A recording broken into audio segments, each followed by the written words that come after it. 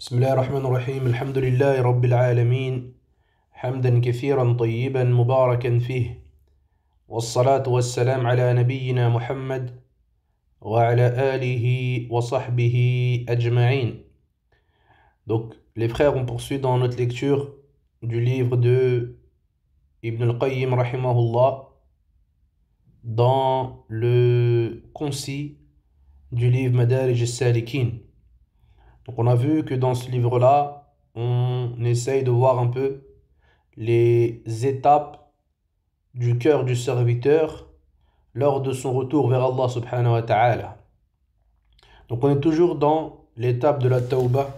On a parlé la semaine dernière de plusieurs points qui étaient importants à souligner.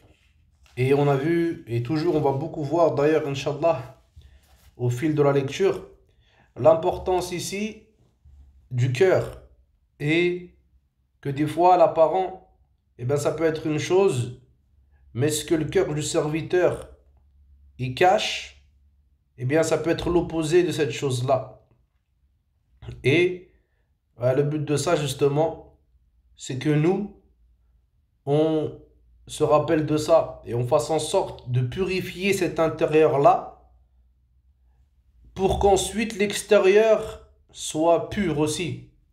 Mais avoir un extérieur qui est pur et un intérieur qui est corrompu, alors ça, c'est pas demandé, c'est une chose qui fait peur.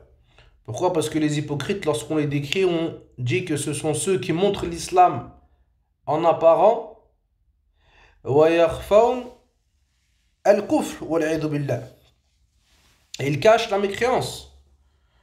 Donc, le serviteur, il doit essayer d'avoir cette lignée et cette droiture entre son cœur. Et les actions qui doivent sortir du corps du serviteur, ils doivent être le résultat d'une croyance pure, d'une croyance saine que le serviteur il a eue envers Allah Azza wa Jal qui l'ont poussé à œuvrer. D'accord? Donc là, à titre d'exemple, pour que vous compreniez un peu ce que je vais vous dire, c'est que par exemple, quand on va voir un frère ou une soeur qui va laisser pousser la barbe, mashallah, ou bien la soeur elle va commencer à se voiler, elle va commencer à faire preuve de pudeur. Ça, ce sont des actions qui sont belles et qui sont aimées auprès d'Allah subhanahu wa ta'ala. Lakin, est-ce que ces actions, ils sont le résultat d'une croyance, d'une crainte, d'un amour, d'une soumission envers Allah Azza wa Jal? Et donc cette soumission et ces actions du cœur, ils ont fait pousser ces actions extérieures? Ou bien ce sont des actions extérieures qui ont pour but de faire croire aux gens qu'il y a quelque chose à l'intérieur, mais en fait c'est vide. Donc ça, c'est des vraies questions, les frères, que nous on doit se poser en fait, et qu'on doit méditer au cours de notre lecture dans ce livre-là. Donc on voit justement que des fois il y a des différences entre ce que le serviteur peut faire apparaître et ce qu'il peut cacher dans son fort intérieur. Donc là, on continue, on rentre dans un sous-chapitre, toujours en relation avec le repentir, la tawbah. قال المؤلف رحمه الله التوبة النصوح وحقيقتها. Donc il nous dit, rahimahullah, le repentir sincère et sa vérité. Donc quelle est la vérité du repentir sincère? En arabe, on dit at-tawbah an-nasuh. An-nasuh, c'est le contraire, c'est khilaf al-ghish. C'est le contraire de la tricherie et de la tromperie. C'est quand on dit ad-din an-nasiha. La religion, il traduit, c'est le bon conseil. C'est pas forcément le bon conseil ici. An-nasuh, c'est la chose qui est pure. C'est la chose qui est franche. Ils disent que c'est quoi? C'est ma laysa fihi khalal wala kharqun. C'est la chose dans laquelle il n'y a pas de trou. Il n'y a pas de choses bizarres. C'est clair. Donc tu te rends compte que le prophète alayhi salatu wassalam, il nous dit ad-din an-nasiha. Le din, yani, si on peut traduire pour rapprocher la chose, on va dire que c'est la franchise. C'est le fait d'être sincère, d'être droit. De ne pas avoir une double personnalité. Quand je suis avec eux, je suis comme ça. Et quand je suis avec eux, je suis comme ça. Et là, c'est ça ici, quand on dit At-tawbatu an-nasuh, c'est le repentir qui est franc. C'est que la personne, elle est sincère, elle est véridique avec Allah Azza wa Jal. Et on va expliquer, Inch'Allah. Donc Allah subhanahu wa ta'ala dit dans le Coran Ya ayyuhalladhina amanu tubu ila Allahi tawbatan nasuha. Ô vous qui avez cru, repentez-vous auprès d'Allah Azza wa Jal d'un repentir franc et véridique. عسى ربكم أن يكفر عنكم سيئاتكم ويدخلكم جنات تجري من تحتها الأنهار. Donc repentez-vous d'un repentir sincère afin qu'Allah subhanahu wa ta'ala, afin que votre Seigneur, il vous pardonne et il expie vos fautes et il vous fasse rentrer dans des jardins sous lesquels coulent des ruisseaux. Donc c'est ça ici. Allah Azza wa Jal dans ce verset, il a fait en sorte que il nous a informé que le repentir sincère, il avait comme fruit le fait qu'Allah subhanahu wa ta'ala il préserve le serviteur des choses qu'il n'aime pas. C'est quoi ici?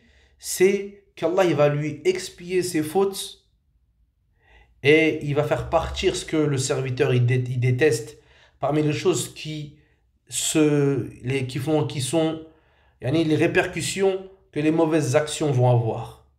Allah il va effacer ces mauvaises actions. C'est tout? Non. Allah il nous dit quoi? وَيُدْخِلَكُمْ جَنَّاتٍ تَجْرِي مِنْ تَحْتِهَا الْأَنْهَارِ. Il vous fera rentrer dans des jardins sous lesquels coulent des ruisseaux.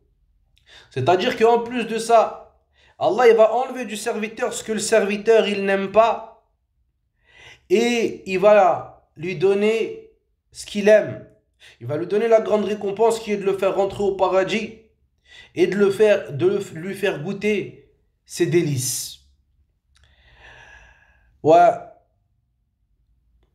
عمر بن الخطاب رضي الله عنه وأبي بن كعب التوبة النصوح أن يتوب من الذنب ثم لا يعود إليه كما لا يعود اللبن إلى الضرع. Donc regarde ici comment il nous explique nos pieux prédécesseurs. Omar radiyallahu anhu ainsi qu'Ubay radiyallahu anhu, il disait que le repentir sincère, at-tawbatu an-nasuh, c'est que la personne elle se repente du péché, puis elle ne retourne plus à ce péché-là.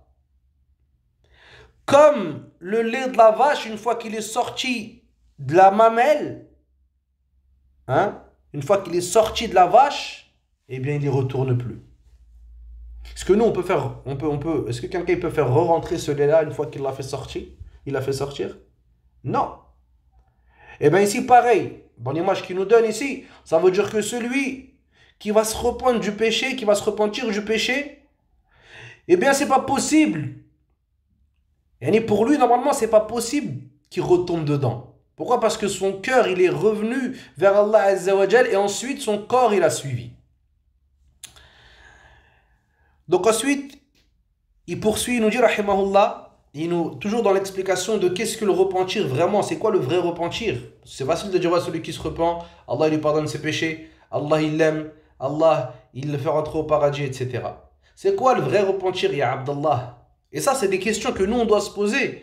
Est-ce qu'on n'en a pas marre d'être ignorant et de répéter ce que les gens disent, répéter des paroles sans qu'on sache réellement quelle est la véracité de ces paroles-là?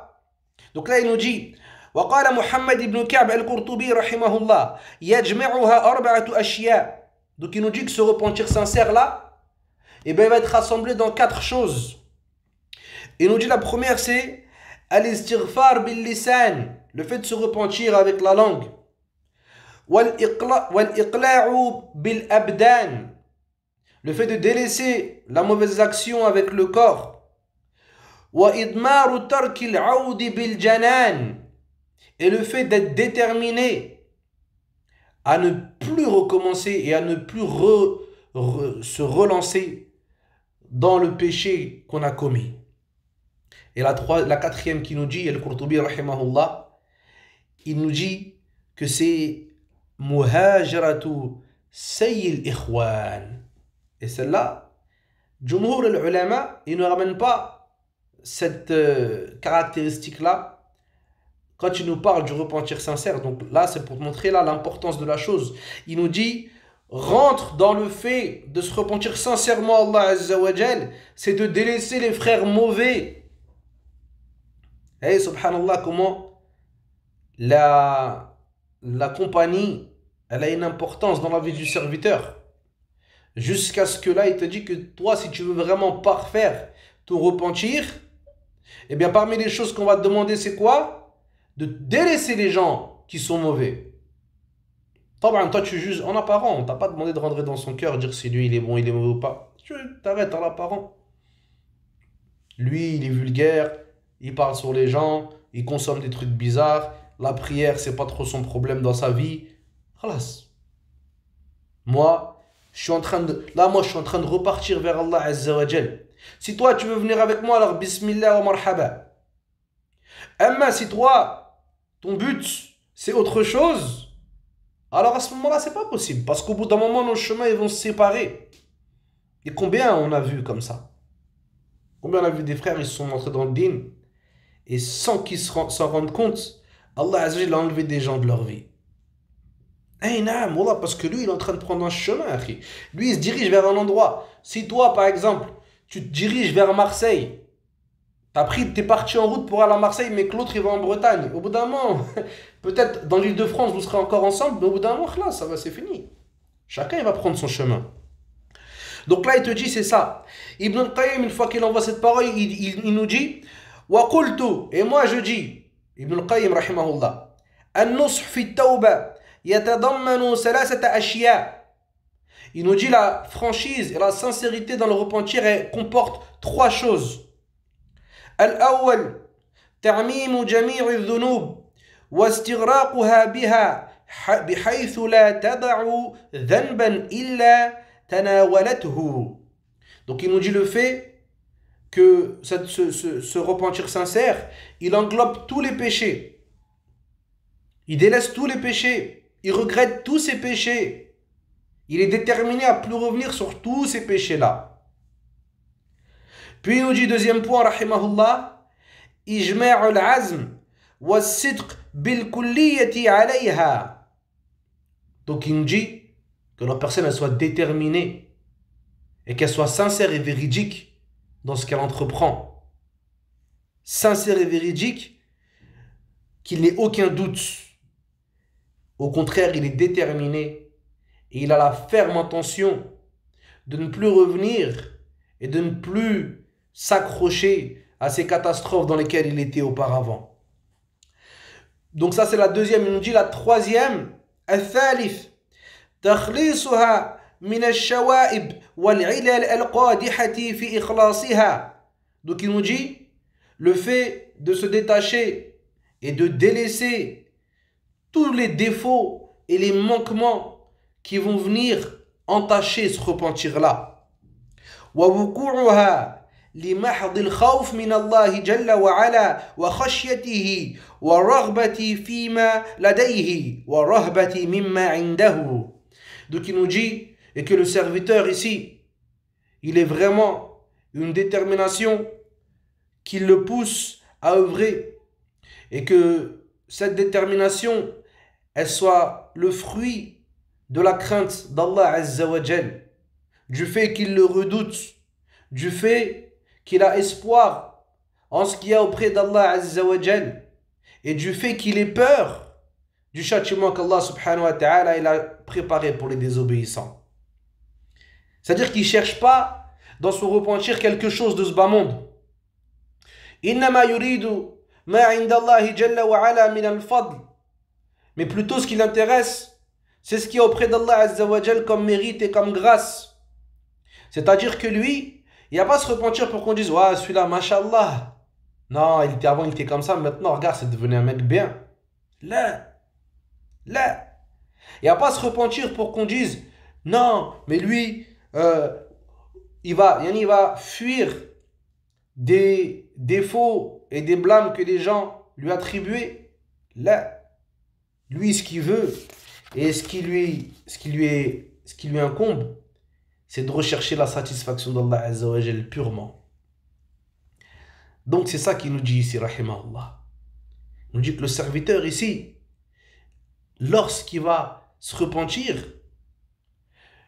du fait d'être une action apparente avec la langue, il y a aussi ce côté spirituel et caché du cœur qui est très important. Comme on l'a dit juste avant, c'est ça nous qui doit nous toucher et nous, c'est sur ça, on doit s'arrêter sur ça, se dire subhanallah, j'en suis à où dans mon repentir avec Allah Azza wa Jal? Est-ce que moi là, ces péchés là, je les regrette véritablement? Est-ce que vraiment, dans mon cœur, quand je me rappelle de ces péchés et ces manquements, j'ai la poitrine qui se resserre du fait de me dire comment j'ai pu désobéir à Allah Azza wa Jal alors qu'Allah subhanahu wa ta'ala il m'a donné. C'est ça la véritable tawbah, c'est une action du cœur en vrai. Donc là il va nous dire quelque chose. Bon, Ibn al-Qayyim rahimahullah, toujours il dit des choses exceptionnelles, mais là accrochez-vous à vos shashiyas. Si vous n'avez pas de shashiyas, accrochez-vous à vos cheveux. Si vous n'avez pas de cheveux, accrochez-vous à votre calvitie. Qala rahimahullah. Donc il nous dit وَلِأَهْلِ الذُّنُوبِ ثَلَاثَةُ أَنْهَارٍ عِظَمٍ يَتَطَهَّرُونَ بِهَا فِي الدُّنْيَا. Donc il nous dit que les gens des péchés, regarde la rahma d'Allah Azza wa Jal, il nous dit que les gens des péchés, ils ont 3 fleuves avec lesquels ils se purifient dans ce bas monde. فقال فإن لم تفي بطهرهم طهروا في نهر الجحيم يوم القيامة. Il nous dit ici, ces fleuves-là ne suffisent pas pour les purifier, eh bien ils seront purifiés en enfer dans la fournaise يوم القيامة. فالأول هو نهر التوبة النصوح. Donc le premier fleuve, c'est le fleuve du repentir sincère. Ça veut dire que ya Abdallah, toi quand t'es tombé dans l'erreur ici, quand t'as fauté, eh bien sache que la porte du repentir elle est ouverte et que c'est pour toi une purification et qu'Allah il va t'effacer ces erreurs-là. التائب من الذنب كمن لا ذنب له. Regarde le hadith du prophète alayhi salatu wassalam quand il nous dit celui qui se repent d'un péché, eh bien il est comme celui qui n'a pas de péché, qui n'a jamais fait de péché. Donc ensuite il nous dit le deuxième fleuve, نهر الحسنات المستغرقة للأوزار المحيطة بها.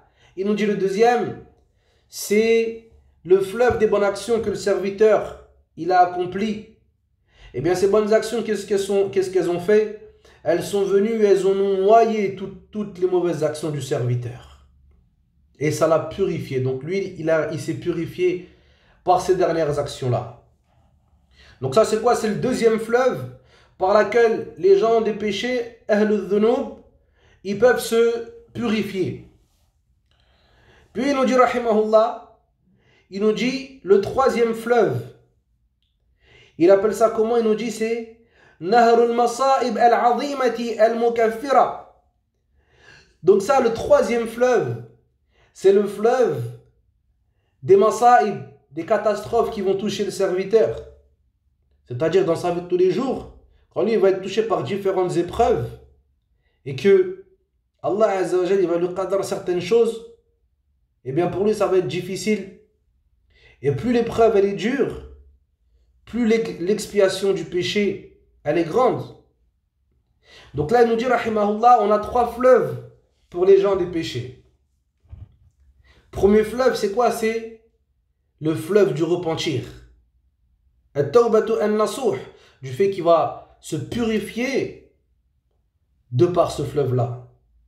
Le deuxième fleuve avec lequel ils peuvent se purifier, eh bien c'est le fleuve des hasanat qu'ils ont œuvré. Et ces hasanat, on les a appelés al-mustaghriqa, c'est-à-dire qu'elles ont noyé les péchés que la personne il a commis. Et bien à partir de ce moment-là, il a été purifié de par ces actions-là et ces mauvaises actions ont été effacées. Puis il nous dit le troisième, c'est les catastrophes et les épreuves qui vont toucher le serviteur. Ces catastrophes, elles vont le toucher jusqu'à ce que ses péchés soient expiés yawm al-qiyamah. Donc regarde là, avant qu'on passe au quatrième fleuve, subhanallah, regarde comment Allah Azza wa Jalla nous a ouvert des portes, wallah. Akhi, Allah, il t'a ouvert la porte du repentir. Toi, après ça, tu ne te repens pas. Allah, il t'a ouvert la porte du fait que si tu as des bonnes actions, eh bien, on va te pardonner aussi ces fautes-là. Allah, tu veux pas faire ça encore? Allah subhanahu wa ta'ala, il te dit que c'est ces épreuves qui vont te toucher. Eh bien, par ces dernières épreuves, on va t'annuler et on va t'expier tes fautes. Taïb. Donc il nous dit, نعم فإذا أراد الله بعبده خيرا أدخله أحد هذه الأنهار الثلاثة. Donc il dit quand Allah il veut du bien pour le serviteur, eh bien il fait passer par une de ces portes-là, par un de ces fleuves-là afin de le purifier. فورد القيامة طيبا طاهرا فلم يحتاج إلى النهر الرابع. Donc lui après, il va arriver Yawm al-Qiyamah et il sera bien, il sera purifié, il sera nettoyé de tout péché et il n'aura pas besoin d'être purifié dans le quatrième fleuve qui n'est d'autre que le feu de l'enfer ou l'a'adhu billah. Donc ça c'est des méditations que l'on doit avoir, se rappeler que quand même ici Allah Azza nous a ouvert la porte. Comment est-ce que après ça on peut se détourner, on peut délaisser tout ça et vivre notre vie sans revenir, sans méditer, sans se rappeler Allah Azza wa Jal, subhanallah. Taïb. Ensuite là, il nous parle d'une autre mas'ala, rahimahullah, du fait que il va nous dire qu'en fait quand tu te repens Allah subhanahu wa ta'ala, sache qu'ici, dans une de nos tawbah, dans la tawbah al-nasuh on va dire, et bien en fait elle comprend 3 tawbah. Il nous dit يعني فإنه تاب عليه أولا إذنا وتوفيقا وإلهاما فتاب العبد فتاب الله عليه ثانيا قبولا وإثابة.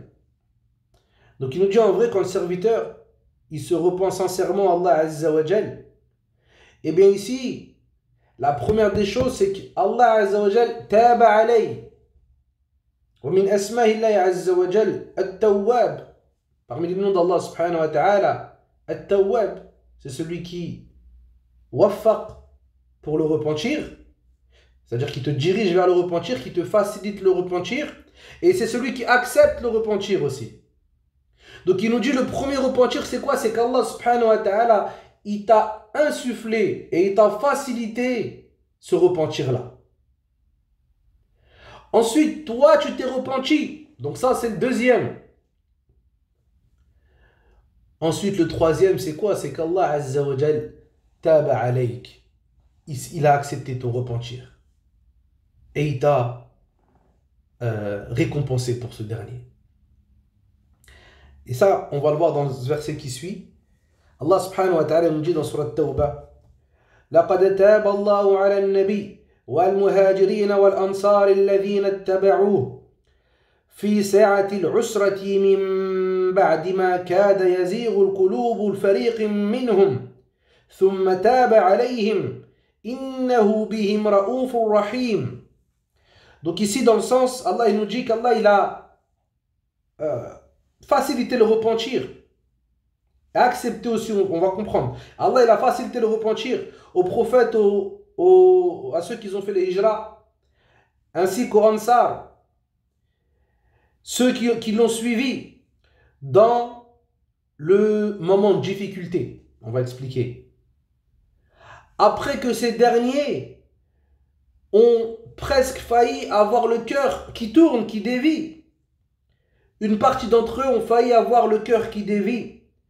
Puis Allah Azza wa Jal taba alayhim 2 fois. Allah aussi, il a accepté leur repentir. Innahu bihim ra'ufur rahim. Et certes, Allah, il est avec eux compatissant et miséricordieux. C'est quoi ce verset ici? Ici, ce verset, Allah Jalla wa ala, il fait référence aux croyants quand ils sont sortis avec le prophète alayhi salatu wassalam à la bataille de Tabouk. Donc ils sont sortis à la bataille de Tabouk et ils ont rencontré des moments très difficiles. Mujahid il rapporte, comme c'est rapporté dans le Tafsir al-Tabari, que lorsqu'ils sortaient, quand ils sortaient, eh bien, ils ont trouvé ce jour-là, fait Ghazwat Tabouk, une sécheresse et une faim terrible. Jusqu'à ce qu'un homme il trouve rien à manger, si ce n'est une date qui se coupait en deux. Et chacun regardait l'un et regardait l'autre. Et Omar ibn Khattab radiyallahu anhu, il rapporte ce jour-là, quand on lui a dit, est-ce que tu peux nous parler de ce jour-là? Yawm al-Usra. Il a dit, on se voyait les uns et les autres comme si nos coups allaient être sectionnés. Et un d'entre nous, il partait afin de ramener à boire. Et il revenait avec rien du tout. Et c'était dur ce jour-là. Jusqu'à ce que certains, ils ont eu du mal. Et ils ont pensé à revenir. Et Allah Azza wa Jalla ici, il a mentionné ça dans le Coran. Allah, il leur a facilité de se repentir. Donc ils se sont repentis, ils sont revenus vers Allah Azza wa Jalla et ils ont été forts. Et ils sont restés fermes, malgré le fait qu'ils aient été séparés de leur famille, qu'ils se soient séparés de leur patrie, qu'ils aient rencontré cette difficulté, aussi bien dans le manque de nourriture, dans le manque de boissons, dans la grande chaleur qu'il y avait dans le désert en Arabie. Hein, c'est pas comme maintenant. Maintenant, t'as la clim, t'as tout là. Donc malgré cette grande difficulté-là, ils sont restés fermes. Allah il leur a facilité de revenir vers lui. Ils se sont repentis, Allah il a accepté leur repentir. Et regarde, Allah il nous dit quoi Azza wa Jalla à la fin du verset? Allah il est avec vous compatissant. Il dit quoi ici Tabari? Compatissant de par la grande épreuve qui vous a touché ce jour-là. Rahim. Rahim dans le sens de quoi? Dans le sens qu'Allah Azza wa Jalla, il ne va pas vous punir et il ne va pas faire tourner vos cœurs avec tout ce que vous avez patienté avec le prophète alayhi salatu wassalam et que vous avez enduré ce jour-là. Ils sont sortis de chez eux, ils n'avaient rien. Et ils ne trouvaient qu'une date à se partager en deux. Est-ce que tu imagines? Omar il a dit que c'était un jour difficile pour eux. Malgré ça, ils ont patienté. Ils sont restés forts. Ils sont restés fermes.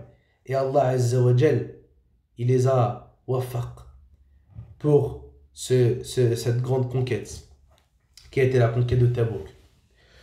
ثم قال رحمه الله والعبد تواب والله تواب فتوبة العبد رجوعه إلى سيده بعد الإباق. Donc il nous dit que le serviteur il se repent. En arabe c'est le même mot, tawab, tawab. Et ici toi quand tu vas traduire, tu ne peux pas traduire avec le même mot. Mais l'abd il est tawab dans le sens où il se repent. Allah il est tawab, ça renferme deux sens. On a dit, Allah quand on dit qu'il est tawab, ça veut dire qu'Allah Azza wa Jal, il te waffaq pour la tawbah. Il te facilite de revenir et de te repentir. Puis Allah Azza wa Jal, yaqbal tawbah. C'est ça tawab. Donc il nous dit que les deux ils sont tawab, le serviteur puis Allah subhanahu wa ta'ala. Donc il nous dit que la tawbah du serviteur, c'est qu'il revient vers Allah Azza wa Jal après avoir pris la fuite. Et le repentir, entre guillemets, quand on dit qu'Allah est tawwab, c'est-à-dire qu'il accepte le repentir du serviteur après qu'il lui ait facilité de se repentir. Naam. ثم قال رحمه الله. Et là il va nous dire encore une parole exceptionnelle. Allah. قال رحمه الله والتوبة لها مبدأ ومنتهى. Donc il nous dit que la tawbah a un début et elle a une fin. فمبدأها الرجوع إلى الله عز وجل بسلوك صراطه المستقيم الذي نصبه لعباده. Donc il nous dit le début de la tawbah, c'est le fait que le serviteur il se repent vers Allah Azza wa Jal en prenant le chemin droit qu'Allah subhanahu wa ta'ala il a établi pour ses serviteurs. Mousilan ila ridwanihi. Et ce chemin-là, il va mener le serviteur à l'agrément d'Allah subhanahu wa ta'ala. وأمرهم بسلوكه بقوله وأن هذا صراطي مستقيما فاتبعوه ولا تتبعوا السبل.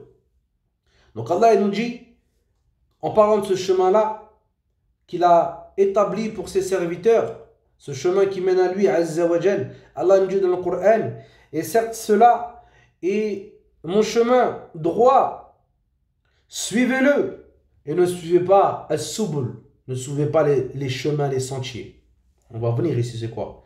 Donc, en gros, ils te disent quoi? Comme dans le hadith du prophète, alayhi salatu wassalam, Nabi sallam, khatta khattan, il a tracé un trait un jour avec les compagnons. Il a dit, vous savez, ensuite il a fait des traits, fil yamin wa shimal. Il a dit, vous savez, c'est quoi ce trait-là? Il a dit, hada sirat al-mustaqim, siratullah al-mustaqim. Ça, c'est le chemin droit d'Allah Azza wa Jal. Puis après tous les traits qui est à côté, il leur a dit wa hadhihi subul.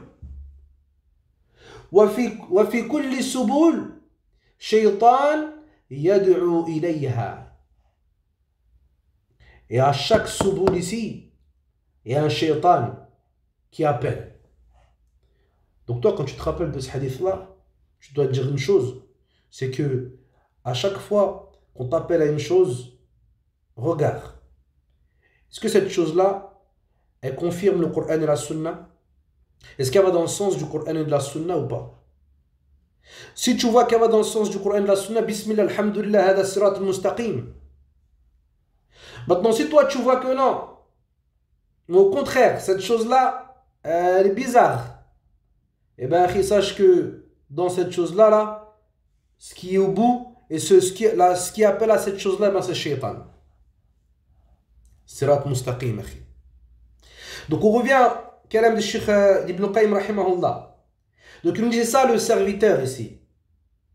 Il revient vers Allah Azza wa Jal en suivant Sirat al-Mustaqim, le Sirat qu'Allah Azza wa Jal il a placé dans ce bas monde. Et ce Sirat-là, il mène à l'agrément d'Allah Azza wa Jal. Puis il nous dit وَنِهَايَتُهُ الرُّجُوعُ إِلَيْهِ فِي الْمَعَادِ. Et la fin de ce repentir-là, de ce repentir et de ce chemin-là, c'est le fait de revenir à Allah Azza wa Jal le jour du grand rendez-vous, Yawm al-Qiyamah. وَسُلُوقُ صِرَاتِهِ الَّذِي نَصَبَهُ مُوصِلًا إِلَى جَنَّتِهِ. Et le fait d'emprunter as-sirat et de réussir à le passer. Sirat, là on ne parle pas de sirat al-mustaqim. Là, as-sirat alladhi nasabahu fawqa jahannam. Le pont qu'Allah Azza wa Jalla a édifié au-dessus de l'enfer. Eh bien, avec ce repentir-là, il pourra passer ce pont-là qu'il mènera au paradis. فَمَنْ رَجَعَ إِلَى اللَّهِ فِي هَذِهِ الدَّارِ بِالتَّوْبَةِ رَجَعَ إِلَيْهِ فِي الْمَعَادِ بالثواب. Donc il nous dit celui qui revient à Allah Azza wa Jal avec le repentir dans cette demeure, eh bien il reviendra Yawm al-Qiyamah à Allah subhanahu wa ta'ala avec la récompense. Donc à nous de prendre ce chemin-là afin de pouvoir récupérer la grande récompense Yawm al-Qiyamah auprès d'Allah Azza wa Jal. طيب.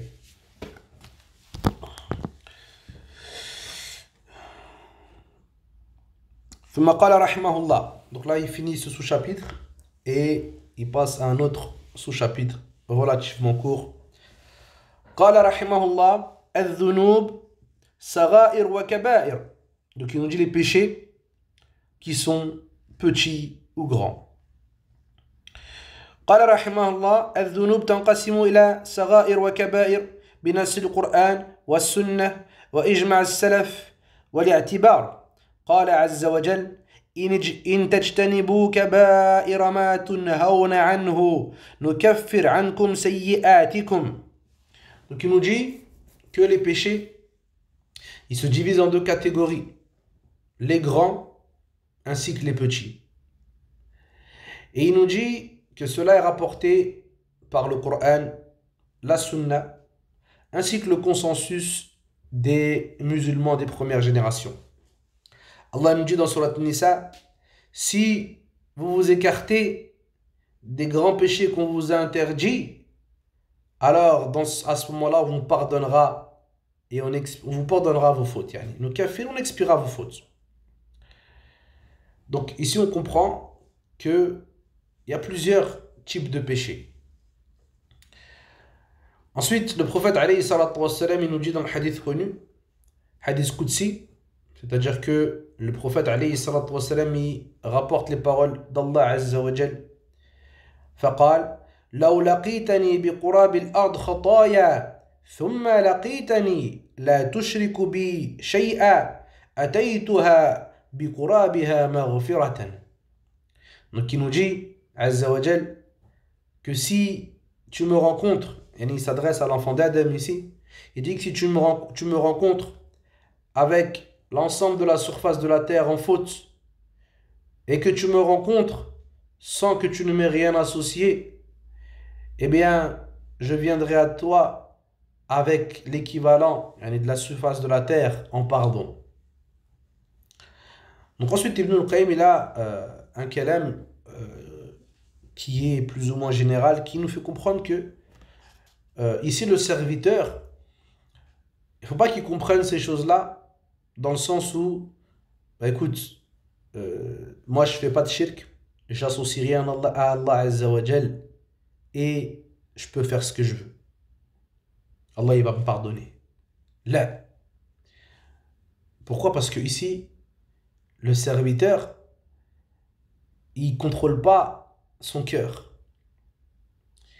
Et il faut savoir une chose, c'est que Shaitan, lui, il va venir avec nous par étapes. Il ne va pas t'appeler directement à adorer autre qu'Allah Azza wa Jal. Mais sache que son but final, c'est ça. Et en plus, comme il dit Ibn al-Qayyim ici, on va pas le lire en détail parce que son kalam il est un peu long, mais qui c'est qui connaît la réalité de son cœur ici? Donc lui, il nous dit que celui qui est plongé dans les péchés de jour comme de nuit, qui ne se repent pas à Allah Azza wa Jal, est-ce qu'on peut dire qu'il s'est humilié pour Allah Azza wa Jal? Est-ce qu'on peut dire qu'il a aimé Allah Azza wa Jal? Est-ce qu'on peut dire qu'il a ressenti le fait que sa poitrine se resserre devant la désobéissance de son Seigneur? Là. Donc est-ce que lui, il n'est pas à l'abri d'avoir une part de shirk dans son cœur? Donc c'est ça ici. C'est pour ça que le Messie me dit ittaqu muhaqqirati dhunub. Iyakum wa muhaqqirati dhunub. Prenez garde au fait de négliger les péchés. Donc la personne doit faire attention à ça. Et comme il disait Omar ibn Khattab, il disait la sarira ma'a al-israr wa la kabira ma'a al-istighfar. Donc il disait radiyallahu anhu, il n'y a pas de petits péchés avec la continuité, le fait de toujours les faire. Avec la négligence, ça devient un grand péché. Et il n'y a pas de grand péché avec la demande de pardon. Chouf l'islam. Donc ensuite là il continue dans l'explication de ce hadith, il nous dit والمقصود أن من لم يشرك بالله شيئا يستحيل أن يلقى الله بقراب الأرض خطايا مصرا عليها غير تائب منها. Donc regarde comment il comprend le hadith différemment. Il nous dit ce qui est voulu dans le hadith, c'est que celui qu'associe rien à Allah Azza wa Jal, c'est impossible qu'il vienne à Allah Azza wa Jal avec l'étendue de la surface de la terre en péché. Il dit c'est impossible qu'il vienne avec tout ça en péché, tout en étant il est toujours en continuant à toujours tomber dans ces péchés-là, sans se repentir. مع كمال توحيده الذي هو غاية الحب. Donc c'est pas possible que lui vienne comme ça avec un tawhid complet. Pourquoi? Il va nous dire. C'est quoi tawhid? Al-hub, l'amour, al-khudu', le fait de s'humilier, al-khawf, la peur, al-raja, l'espoir, li Rabb subhanahu wa ta'ala, en Allah azza wa jal. Donc lui c'est pas possible qu'il arrive avec un tawhid kamil alors qu'il est resté sur ses grands péchés et il ne s'est pas retourné et il n'a pas prêté attention à ses manquements et il n'a pas eu le cœur qui s'humilie pour Allah azza wa jal. Il faut faire attention à ça. ثم قال وها هنا أمر ينبغي التفطن له وهو أن الكبيرة قد يقترن بها من الحياء والخوف. Donc il nous dit il y a une chose à laquelle on doit prêter attention, c'est que des fois le grand péché va l'accompagner la pudeur ainsi que la crainte. والاستعظام لها ما يلحقها بالصغائر. Et le fait que la personne elle va la voir comme quelque chose de grave, eh bien ça va faire rejoindre ce péché-là dans le rang des petits péchés, même si la base c'est que c'est un grand péché. وقد يقترن الصغيرة من قلة الحياء وعدم المبالاة وترك الخوف والاستهانة بها ما يلحقها بالكبائر. Donc toujours, tu vois les actions, encore la différence entre les actions du cœur et les actions apparentes. C'est pas pareil, wallah. Donc il me dit pareil, il se peut qu'il y ait une chose qui accompagne le petit péché, comme le fait d'avoir peu de pudeur, de ne pas prêter attention, de ne pas avoir peur, de le négliger, qui fait que ce petit péché, eh bien, on va le ramener au rang des grands péchés. بل يجعلها في أعلى رتبها. Et carrément, il met parmi les plus grands péchés encore. أيوة هذا هو القلب أخي.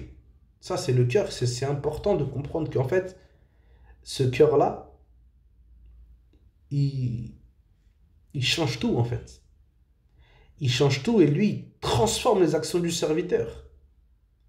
Comme il disait Abdullah ibn Mubarak, رب عمل صغير تعظمه النية ورب عمل كبير تصغره النية. Comme il rapporte Ibn Rajab dans Jami' al-Ulum wal-Hikam, Ibn Mubarak il disait, il se peut qu'une petite action eh bien, soit grandie par l'intention. Et il se peut qu'une grande action eh bien, soit rétrécie yani, par l'intention. Donc ce qu'il y a dans le cœur, c'est trop important et ça change la donne. Donc il ne faut pas qu'on se prenne pour ce qu'on n'est pas. Il ne faut pas qu'on se laisse tromper. Parce que même nous, on ne sait pas ce qu'on a dans le cœur. Non. Donc on va s'arrêter là, Inch'Allah. نسأل الله عز وجل أن يجعلنا من الذين يتوبون إليه توبة نصوحة وأن يغفر لنا جميعا. سبحانك اللهم وبحمدك أشهد أن لا إله إلا أنت أستغفرك وأتوب إليك. وصلى الله وسلم على نبينا محمد وعلى آله وصحبه أجمعين والحمد لله رب العالمين.